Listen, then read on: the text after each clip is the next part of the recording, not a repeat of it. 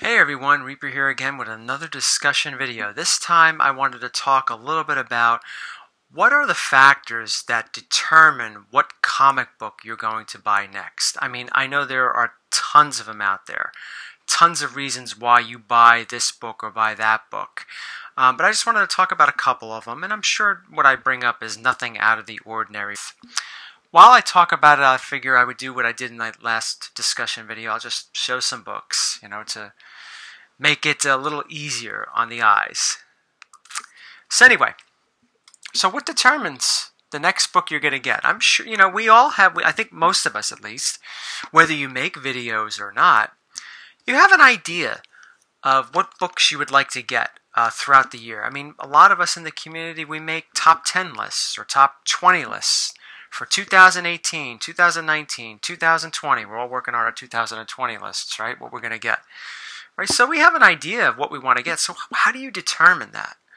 What makes you say you want to get Batman 155? What determines that decision? Well, a couple of things. The first thing I want to talk about is I think something that we can all agree with, at least we collectors. Likability. It doesn't necessarily, I'm not just talking about books of value. Yes, I'm showing books of value. We all tend to show books of value and so forth and so on. Yes, we're all happy that we got these and yada, yada, yada. But sometimes, though, you can determine what book you want to get next, but just for the simple fact that you like the book. It doesn't have to be a top dollar book. It could be reprints. Like for me, as I said many times, I like ECs. Well, a lot of those EC books that were reprinted in the early 90s are not valuable at all.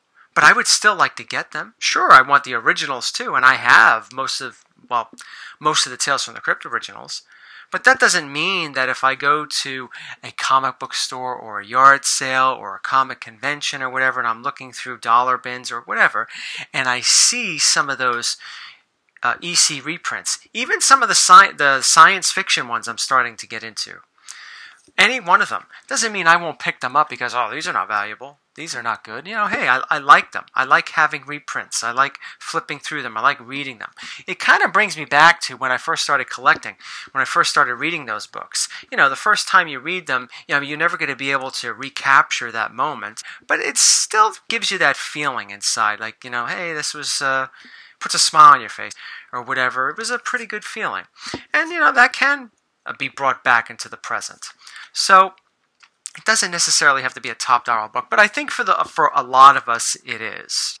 Here's an example. But this here, just the cover alone, this isn't a valuable book. High grade, this isn't a valuable book. This is not going to break the bank, but it's a great cover. Look at that. Look at how all the colors, and of course death there, it just pops. I'm going to try to get this year Marvel Superheroes 12. Now that is the first appearance of Marvel, the original Captain Marvel. Now, is that a high value book? Well, it depends. It depends on the grade, right? A lot of this depends on the grades. But is it, other than that, like maybe a 5.0, a 6.0, a 7.0, is that really a high dollar book, a real good investment, a thing that has a lot of potential? Probably not. But hey, I've always wanted to get the first appearance of the first Captain Marvel. It may not make financial sense in the long run, like, oh, this is going to be a hot book or whatever. No, it's just because, hey, I'd like to get that book. I'd like to have that in my collection. I like collecting first appearances, and that determines a lot what next book I'm going to get. I like collecting books that are not necessarily first appearances as well, but I am more attracted to first appearances. Again, I think I'm safe in saying this. I think a lot of us are. I like seeing the origins of a character, what the character looked like when he or she first showed up, and so forth, to see how different the character was back when he or she first showed up. Those are things that I find very appealing.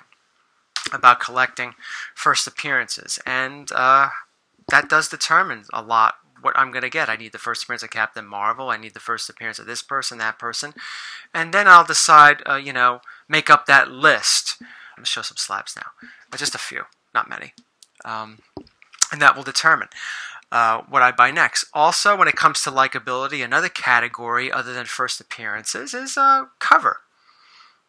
I like this cover a lot. Speaking of covers, I talked about Conan. Look at this cover. Classic Neil Adams, and it also happens to be the first appearance of Ra's al Ghul. Yes, I know I just talked about first appearances a few moments ago. What determined me to go get this book? What was the factor that led me to go get this book? Well, yeah, it was the first appearance of Ra's al Ghul, but it's a double whammy for this category of likability. It's not only the first appearance of Ra's al Ghul, it's an awesome Neil Adams cover, a classic Neil Adams Bronze Age Batman cover. Look at it. It's just absolutely gorgeous.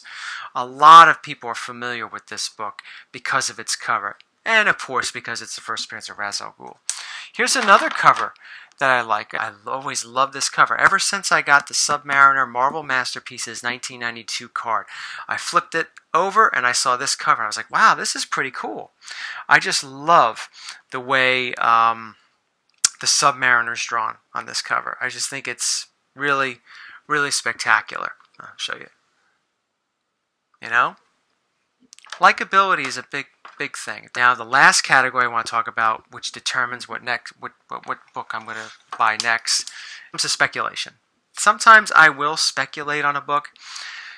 Sometimes I don't speculate too well on a book. I mean, I say that, I don't mean that I spec on a book and it usually blows up in my face. No, not like that at all. I don't speculate that much. Okay, it's almost like a gamble, right? But anyway, sometimes, yeah, I mean, another factor will be speccing. Another great book. Low grade, but another great book. Another great cover, too. I know a lot of people will spec on a book and hopefully they could flip it whenever the time is right and make a good amount of money on it. And yeah, I would like to do that too, and I have done that, but not as much. But a lot of reasons why when I'll buy a speculation book, right, will be because I'm afraid that it's going to go to a price where I will not be interested in buying it if I don't jump on it. And on top of that, if I am going to jump on buying that book, it has to be for something that's not that expensive. It's something that's not really that expensive. So just in case it doesn't do well, if I'm speccing on it and it doesn't do well, then it's really no big deal. I mean, you don't have that much into it, right? You spend a little bit of money, no big deal. I really don't spec that much into the hobby unless I could get the books cheap, just in case the speculation blows up in my face. Look at this cover right here. Beautiful, great hanging cover, controversial hanging cover. But yeah, that's the way I look at it when it comes to speculating. If I could get them really cheap, and I think that's basically what a lot of people do. If you could spec on a book that's really cheap and then later flip it and make decent amount on it, get your money back, and then you could put that back into the hobby, as so many of us do. That's how so many of us are able to get the books that we get, right? We all have our responsibilities. Here's an interesting cover. Pretty cool, Hand of Fate. We all have our responsibilities in life, so we got to be careful. And sometimes speculating on books and selling them helps us maintain our hobby, maintain our interest in getting more and more books and so forth.